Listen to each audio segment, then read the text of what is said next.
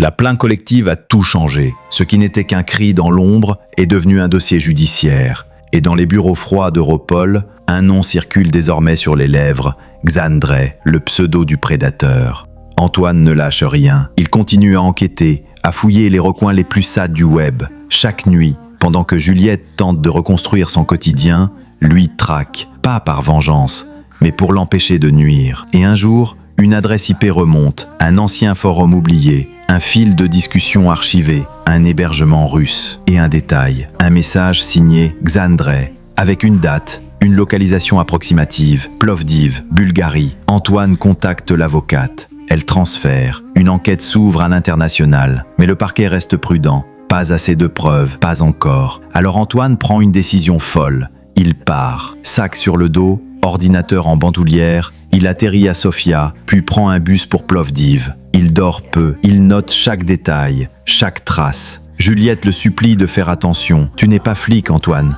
Non, mais je suis ton frère. » Là-bas, il retrouve un ancien colocataire du suspect, un type louche mais bavard, avec quelques billets. Il bossait sur des vidéos, des castings, des trucs flous. Il disait qu'il partait en Asie ou au Portugal, je sais plus. Il était parano, toujours sur tort. Il effaçait tout. Il avait même brûlé un disque dur une fois, en pleine nuit. Antoine enregistre tout. Il envoie les infos à l'avocate. Et pour la première fois, un mandat d'arrêt est déclenché. Interpol diffuse une notice rouge. Xandray devient un fugitif recherché. Juliette le découvre sur son téléphone. Un frisson la traverse. Ce n'est pas encore la fin, mais c'est un début, un vrai. Elle regarde Antoine en visio. Il a l'air crevé, mais vivant. « Tu sais ce que je ressens ? Quoi ? Que je ne suis plus en cage. » Antoine sourit, parce qu'on a forcé la serrure ensemble.